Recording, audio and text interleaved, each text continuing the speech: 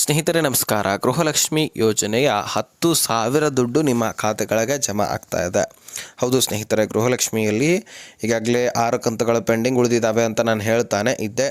ಹಾಗಾದರೆ ಆ 6 ಕಂತುಗಳಲ್ಲಿ ಬಿಡುಗಡೆ ಆಗಬೇಕಂದ್ರೆ 12,000 ನಾನು ಹೇಳ್ತಾ ಇದ್ದೀನಿ. ಈ ಸಂದರ್ಭದಲ್ಲಿ 10,000 ಯಾಕೆ, ಯಾವ್ಯಾವ ಕಂತುಗಳು ಪೆಂಡಿಂಗ್ ಉಳಿದಿದ್ದಾವೆ, 12,000 ಅಥವಾ 10,000 ದುಡ್ಡು ಜಮಾ ಆಗೋದು ಯಾವಾಗ?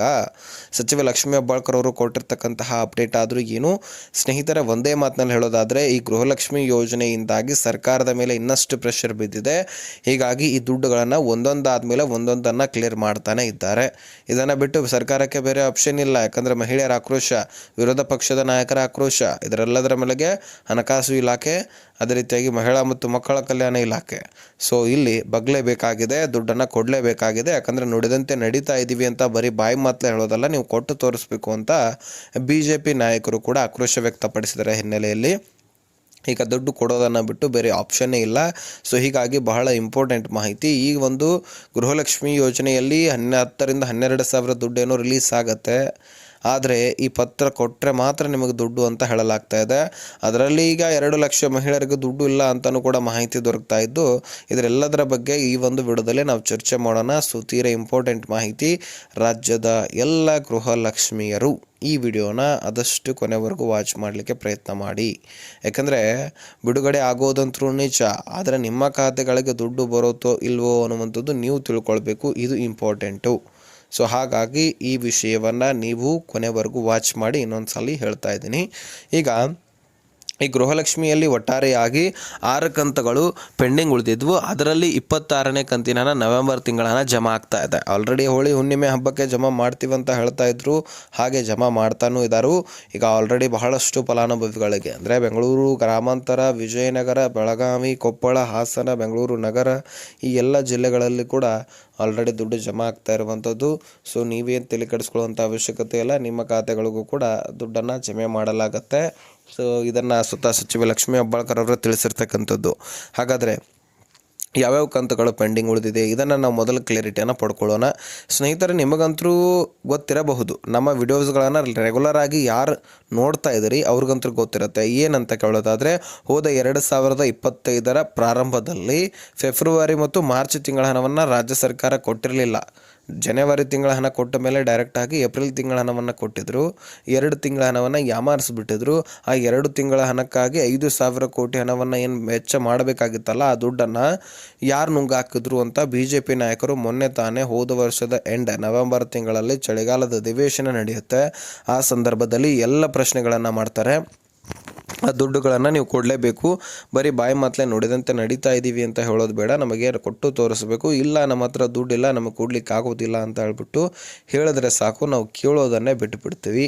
ಯಾಕೆ ಈ ರೀತಿ ಮಹಿಳೆಯರಿಗೆ ಮೋಸ ಮಾಡ್ತಾ ಇದ್ದೀರಿ ಅಂತ ಆಕ್ರೋಶವನ್ನು ವ್ಯಕ್ತಪಡಿಸಿದ್ರು. ಆ ಸಂದರ್ಭದಲ್ಲಿ ಸಚಿವೆ ಲಕ್ಷ್ಮೀ ಹೆಬ್ಬಾಳ್ಕರ್ ಅವ್ರಿಗೂ ಕೂಡ ಗೊತ್ತಿತ್ತೋ ಇಲ್ವೋ ಗೊತ್ತಿಲ್ಲ. ಯಾಕಂದರೆ ದುಡ್ಡನ್ನು ನಾನು ಕೊಟ್ಟಿದ್ದೀನಿ ಅಂತ ಹೇಳ್ತಾರೆ. ತದನಂತರ ಅವರಿಗೆ ಅದಕ್ಕೆ ಸಂಬಂಧಪಟ್ಟಂತಹ ಅಧಿಕಾರಿಗಳ ಹತ್ರ ಮಾಹಿತಿ ತಿಳ್ಕೊಂಡ ತಕ್ಷಣ ಗೊತ್ತಾಗುತ್ತೆ, ಹೌದು 2 ತಿಂಗಳ ಹಣ ಪೆಂಡಿಂಗ್ ಉಳಿದಿತ್ತು, ಅವುಗಳನ್ನು ನಾನು ಸರಿಪಡಿಸ್ತೀನಿ ಮುಂದಿನ ದಿನಗಳಲ್ಲಿ ಅಂತ ಹೇಳ್ತಾರೆ. ಹಾಗಾಗಿ ಆ 2 ಕಂತುಗಳು ಬರಬೇಕು, ಫೆಬ್ರವರಿ ಮಾರ್ಚ್ ತಿಂಗಳ ಹಣ. ಸೊ ಅದರ ಜೊತೆಗೆ ಹೋದ ವರ್ಷದ ಎಂಡ್ನಲ್ಲಿನೇ ಇನ್ನು ನವೆಂಬರ್ ಮತ್ತು ಡಿಸೆಂಬರ್ ತಿಂಗಳ ಹಣ ಅಂದರೆ 26, 27ನೇ ಕಂತಿನ ಹಣ. ಸೊ 26ನೇ ಕಂತಿನ ಹಣ ಜಮಾ ಆಗ್ತಾ ಇರುವಂತಹ ಕಾರಣಕ್ಕಾಗಿ ಅದನ್ನು ಬಿಟ್ಬಿಡೋಣ. 27 ಡಿಸೆಂಬರ್ ತಿಂಗಳ ಹಣ ಬರಬೇಕು. ಸೊ ಹೋದ ವರ್ಷದಲ್ಲಿನೇ 3 ಕಂತುಗಳು ಬರಬೇಕು. ಯಾವುದು? ಫೆಬ್ರವರಿ, ಮಾರ್ಚ್ ಹಾಗೆ ಡಿಸೆಂಬರ್ 27ನೇ ಕಂತಿನ ಹಣ. ಸೊ ಇದನ್ನು ಬಿಟ್ಟರೆ ಈ ವರ್ಷದಲ್ಲಿ ಜನವರಿ ತಿಂಗಳಿದೆ, ಈಗ ಆಲ್ರೆಡಿ ಕೊಟ್ಟಿಲ್ಲ. ಸೊ ಹೀಗಾಗಿ 28ನೇ ಕಂತಿನ ಹಣ ಬರಬೇಕು. ಅದಾದ ಬಳಿಕ 29 ಫೆಬ್ರವರಿ ತಿಂಗಳ ಹಣ ಬರಬೇಕು. ಎಷ್ಟಾದವು? ಹಾಗಾದರೆ 26ನ ಹೊರತುಪಡಿಸಿ 5 ಕಂತುಗಳು ಆದವು. ಆ 5 ಕಂತುಗಳಲ್ಲಿ ಪ್ರತಿಯೊಬ್ಬ ಮಹಿಳೆಯರಿಗೂ ಕೂಡ ಜಮಾ ಆದರೆ 10,000ದಷ್ಟು ಜಮಾ ಆದಂಗೆ ಆಗುತ್ತೆ. ಪ್ರತಿಯೊಬ್ಬ ಮಹಿಳೆಯರು ಕೂಡ 10,000 ದುಡ್ಡು ಪಡ್ಕೊಂಡಂಗೆ ಆಗುತ್ತೆ. ಹಾಗಾದರೆ ಈ 10,000 ದುಡ್ಡು ನೀವು ಪಡ್ಕೊಳ್ಳೋದು ಹೇಗೆ? ಈಗಾಗಲೇ ಸಾಕಷ್ಟು ಡಾಕ್ಯುಮೆಂಟ್ಸ್ಗಳನ್ನು ಈಗ ಲೈಫ್ ಸರ್ಟಿಫಿಕೇಟ್ ಅಂತ ಇದೆ, ಇದು ಮುಖ್ಯವಾಗಿ ಕೇಳ್ತಾ ಇದ್ದಾರೆ. ಸೊ ನಾನು ತಮ್ನಲ್ಲಿ ಕೂಡ ಕೊಟ್ಟಿದ್ದೀನಿ, ಈ ಪತ್ರ ಕೊಟ್ಟರೆ ಮಾತ್ರ ನಿಮಗೆ ದುಡ್ಡು ಅಂತ. ಅದು ಎಂಥವರಿಗೆ ಲಭ್ಯ ಅಂದರೆ ಅನ್ವಯಿಸುತ್ತೆ, ಎಂಥವರಿಗೆ ಅನ್ವಯಿಸೋದಿಲ್ಲ ಅಂತ ಕೇಳೋದಾದರೆ, ಈಗ ಬಹಳಷ್ಟು ಮುಖ್ಯಸ್ಥೆಯರು ಈಗ ಸದ್ಯಕ್ಕೆ ನಾನು ಹೇಳೋ ಪ್ರಕಾರ ಕೇಳ್ಕೊಳ್ಳಿ, SIR ಪ್ರಕ್ರಿಯೆ ನಡೀತಾ ಇದೆ.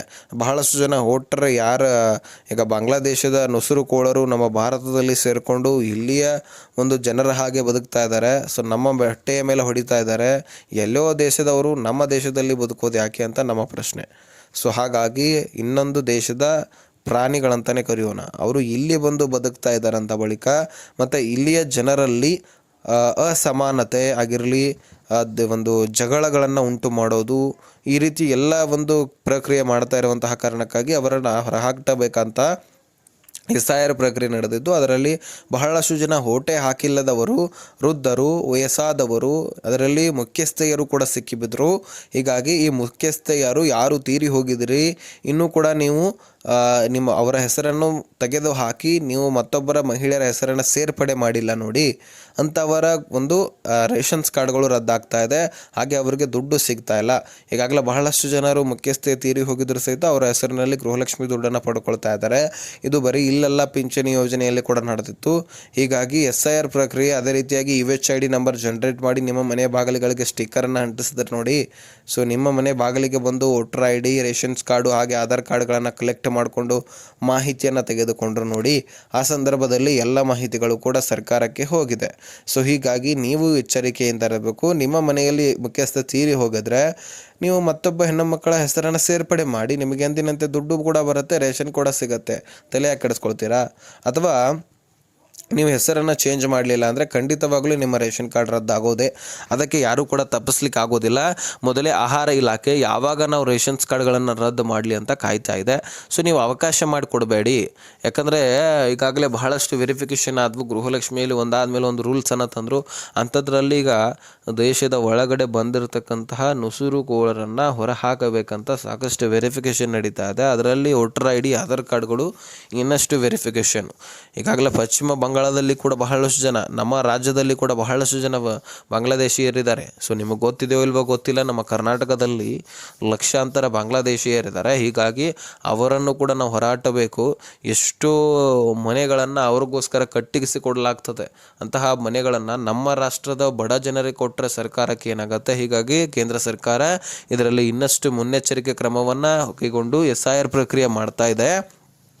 ಈ SIR ಪ್ರಕ್ರಿಯೆಯಲ್ಲಿ ಬಹಳಷ್ಟು ಜನ ಬಾಂಗ್ಲಾದೇಶಿಯರು ಸಿಗ್ತಾ ಇದ್ದಾರೆ. ಅವರಿಗೆ ಬೇಕಾದ ಪಕ್ಷಕ್ಕೆ ಓಟ್ ಹಾಕೋದು, ಅದೇ ರೀತಿಯಾಗಿ ಇಲ್ಲಿಯ ಒಂದು ಸಮಾನತೆಯನ್ನು ಅಸಮಾನತೆಯನ್ನಾಗಿ ಮಾಡೋದು, ಅಸ್ತವ್ಯಸ್ತ ಮಾಡೋದು, ಹೀಗೆ ಎಲ್ಲವೂ ಕೂಡ ನಡೀತಾ ಇರುವಂತಹ ಕಾರಣಕ್ಕಾಗಿ ಸರ್ಕಾರ ಇದೊಂದು ಒಳ್ಳೆಯ ಕ್ರಮ ಕೈಗೊಂಡಿದೆ. ಆದರೆ ನಿಮಗೆ ದುಡ್ಡು ಬರಬೇಕಂದ್ರೆ ನೀವು ಲೈಫ್ ಸರ್ಟಿಫಿಕೇಟ್ ಸಬ್ಮಿಟ್ ಮಾಡೋದು ಕಡ್ಡಾಯ. ಯಾಕಂದರೆ ನಿಮ್ಮಲ್ಲಿ ಬಹಳಷ್ಟು ಜನ ಬದುಕಿರ್ತಾರೆ, ಆದರೂ ಸಹಿತ ನಿಮಗೆ ದುಡ್ಡು ಬರ್ತಾ ಇರೋದಿಲ್ಲ. ಯಾಕಂದರೆ ಅನುಮಾನ ಬಂದ ತಕ್ಷಣ ನಿಮ್ಮನ್ನು ತೆಗೆದುಹಾಕಿರ್ತಾರೆ. ಇವರು ಕೂಡ ತೀರಿ ಹೋಗಿದ್ದಾರಪ್ಪ, ಇವರು ಹೊಟ್ಟೆ ಹಾಕಿಲ್ಲ ಅಂತ ಹೇಳ್ಬಿಟ್ಟು. ಹೀಗಾಗಿ ನೀವು ನಿಮ್ಮ ಜೀವಿತ ಪ್ರಮಾಣ ಪತ್ರ, ಲೈಫ್ ಸರ್ಟಿಫಿಕೇಟ್ ಅಂತ ಕರಿತೀವಲ್ಲ, ಆ ಸರ್ಟಿಫಿಕೇಟನ್ನು ನೀವು ಯಾವ ಬ್ಯಾಂಕ್ ಅಕೌಂಟನ್ನು ಲಿಂಕ್ ಮಾಡಿಸಿರ್ತೀರಲ್ಲ, ಆ ಬ್ಯಾಂಕಿಗೆ ಹೋಗಿ ಸಬ್ಮಿಟ್ ಮಾಡಿದ್ರೆ ಸಾಕು, ನಿಮಗೆ ದುಡ್ಡು ಜಮಾ ಆಗುತ್ತೆ. ಅದರಲ್ಲಿ ಈಗ ಅನುಮಾನ ಬಂದಂಥವರು ಕೂಡ 2 ಲಕ್ಷಕ್ಕಿಂತ ಹೆಚ್ಚಿನ ಗೃಹಲಕ್ಷ್ಮಿಯರೇ ಇದ್ದಾರೆ. ಹಾಗಾಗಿ ನೀವು ಹೋಗಿ ಸಬ್ಮಿಟ್ ಮಾಡಿ, ಎಂದಿನಂತೆ ನಿಮಗೆ ಗೃಹಲಕ್ಷ್ಮಿ ದುಡ್ಡು ಜಮಾ ಆಗುತ್ತೆ. ವರಿ ಮಾಡ್ಕೊಳ್ಳುವಂಥ ಅವಶ್ಯಕತೆ ಇಲ್ಲ. ಸೊ ಇದಿಷ್ಟು ಇನ್ಫಾರ್ಮೇಷನ್ ಆಗಿತ್ತು, ನಿಮಗೆ ತಿಳಿಸಿದ್ದೀನಿ, ಬಹಳ ಇಂಪಾರ್ಟೆಂಟು.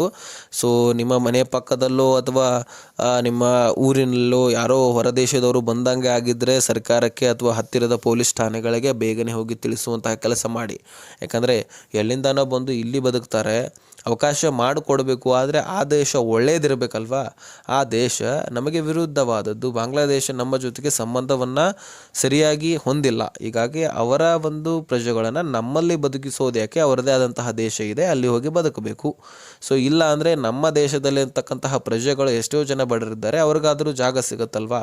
ಸೊ ಹೀಗಾಗಿ ನಿಮಗೆ ಇನ್ಫಾರ್ಮೇಷನ್ ಸಿಕ್ಕರೆ ಹತ್ತಿರದ ಒಂದು ಪೊಲೀಸ್ ಠಾಣೆಗಳಿಗೆ ತಿಳಿಸಿ. ಇದಿಷ್ಟು ಇನ್ಫಾರ್ಮೇಷನ್ ಅರ್ಥ ಆಗಿದ್ದರೆ ವಿಡಿಯೋ ನೋಡಿದ್ದಕ್ಕೆ ಧನ್ಯವಾದ. ಈ ವಿಷಯವನ್ನು ಎಲ್ಲ ಗೃಹಲಕ್ಷ್ಮಿಯರಿಗೆ ಹಾಗೆ ಸಾರ್ವಜನಿಕರಿಗೆ ಶೇರ್ ಮಾಡಿ.